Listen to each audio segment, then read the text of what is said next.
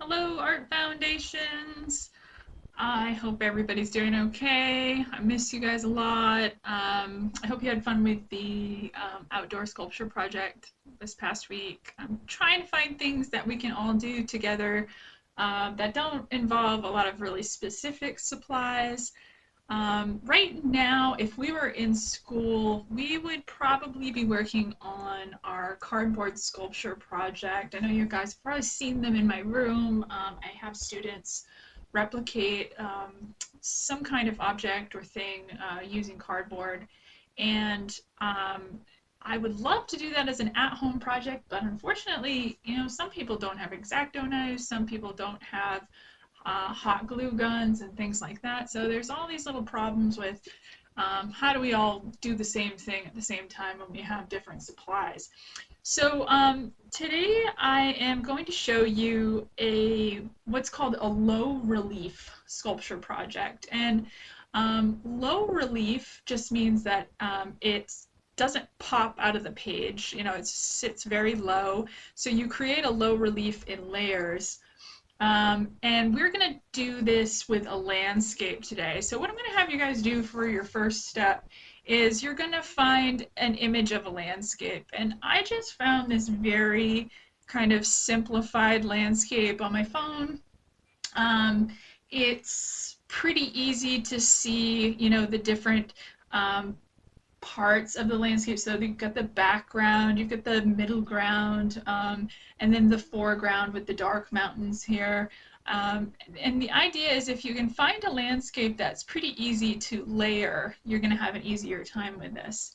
If I kind of flip it here, you can see it's actually a little bit bigger.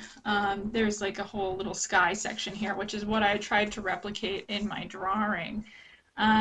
So I created just kind of a simplified version of this landscape. You can see, here's the dark mountain down here, and, each of these different levels gets lighter and lighter and lighter as it goes back. And that's because of what's called atmospheric perspective. Basically, there's so much air between, this little guy right here in the foreground and what's back here in the mountains in the background. All this air is between him and that place. So things appear foggier, they appear lighter, they appear less detailed, whereas stuff in the foreground tends to look darker and more detailed and more intense. So we're going to use the ideas of atmospheric perspective to make a low relief collage today. So it's going to be part sculpture, part collage. All right. So what I've done for supplies, I want you to kind of go around your house and see what you can find. You might have some really nice papers and stuff like that. You might not. And so I was trying to find different things that were maybe in my recycling bin. So I found just some cardboard. I've got just like an old piece of graph paper. This was a piece of a folder that I had, and I just kind of cut that up.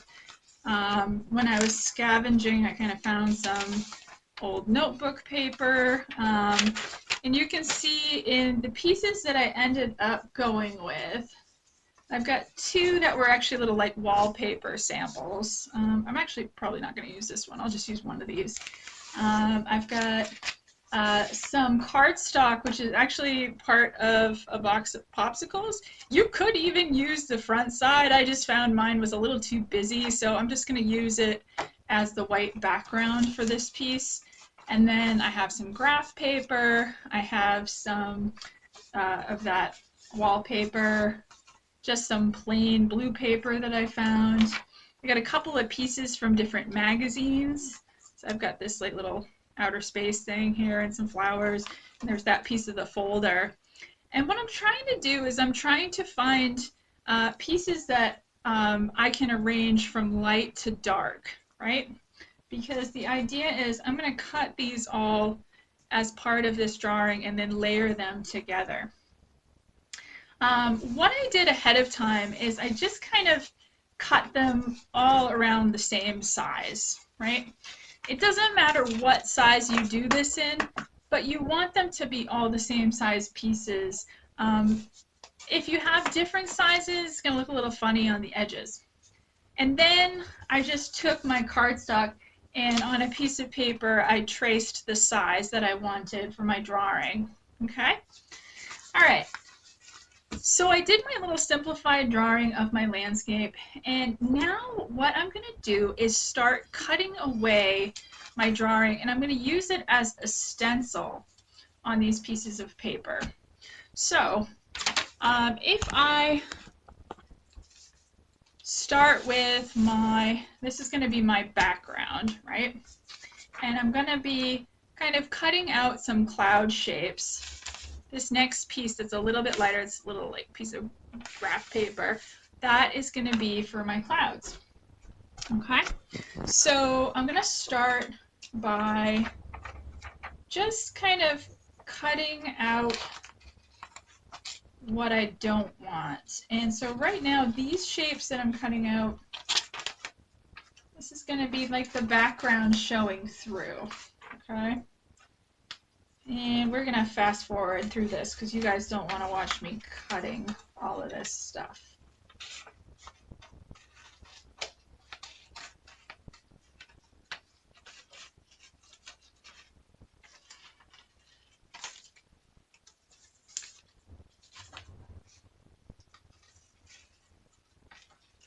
You can tell I'm not being super careful right now. It doesn't really matter for this step because I'm going to be tracing this in a minute.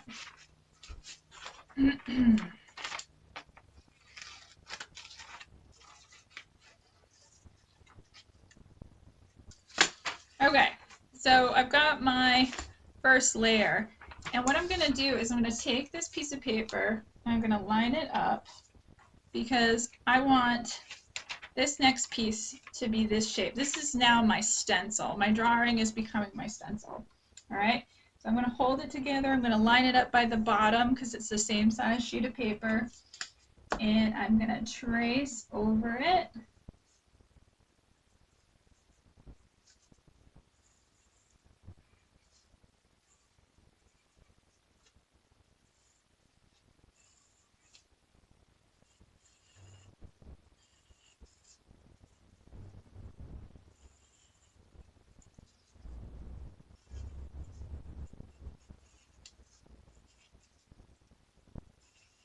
Okay, so I've got these shapes now, and I know that these are going to be white, so I'm just going to go ahead and cut those out again.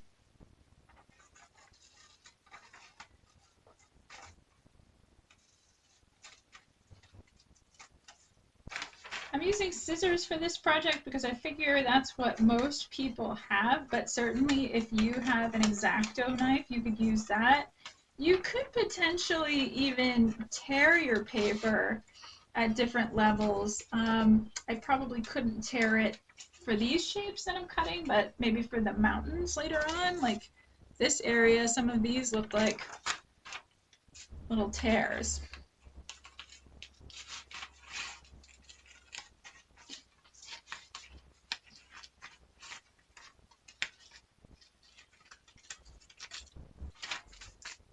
Oh, I broke one.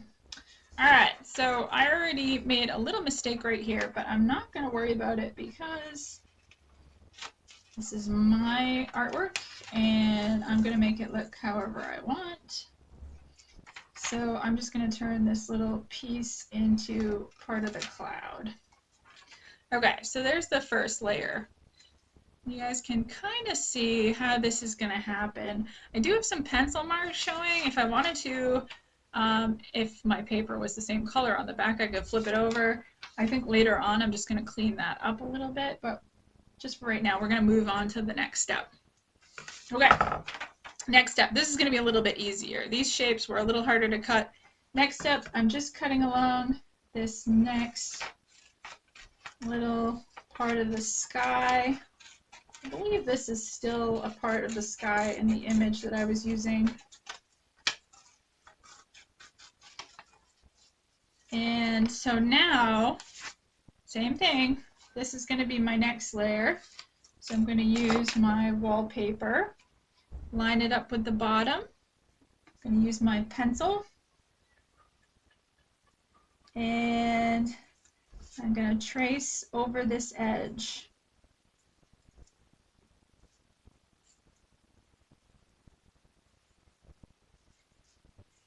Okay, that was pretty quick and easy, and then I'm going to cut along my pencil line.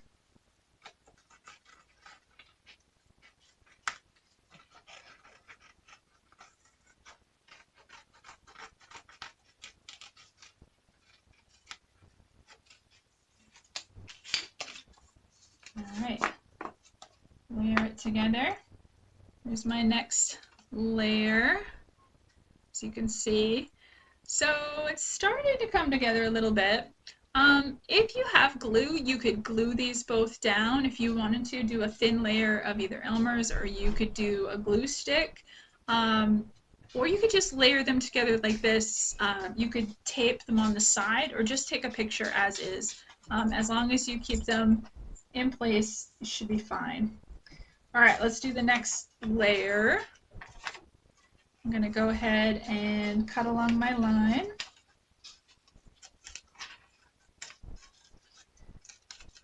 And this is a good time to talk about why using a photograph for reference is a good idea. If I were to go and draw a landscape right now, I probably wouldn't think to include all of these little wiggles and bumps for the mountain range. You know, my brain wouldn't be this interesting. So if you use a photograph for reference with your landscapes, you're going to get a lot more interesting results. All right, I'm going to turn this one because I have a corner I want to get rid of. So I'm going to line this up again, trace my landscape, and now I'm going to cut it out.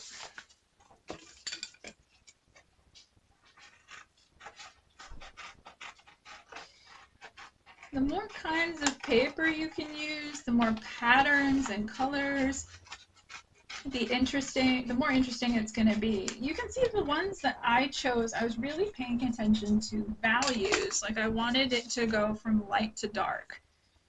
All right. There's the next step. All right. We're going to do this line next. And hopefully, I didn't think I cut all my papers ahead of time, but I might need an extra one at the end. Okay. Yes. Huh?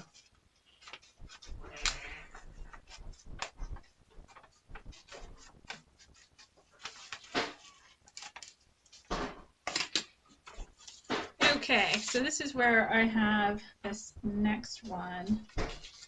And as you can see, I'm going to be cutting away quite a bit of it. I could either decide to go this way or the other way. I'll go this way. We'll see how that turns out. Anyway, tracing it again on these magazine images. It's going to be important to just kind of press down with my pencil so I can see the line. All right.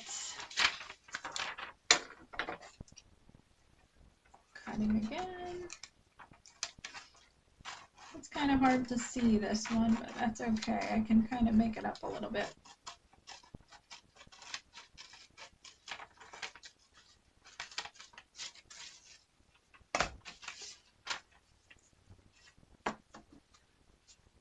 All right. Next layer.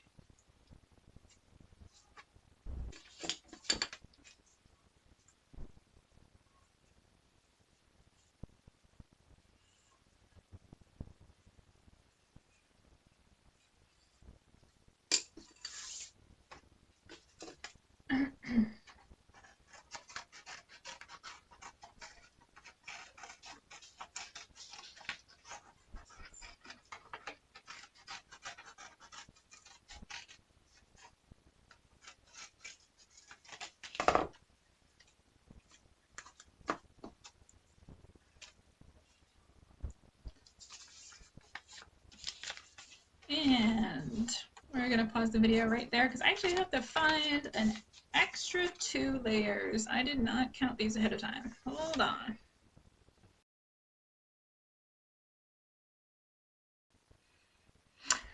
Okay, I'm back. I had some problems. I had to dig up some more magazine images to cut up. So here's where I left off.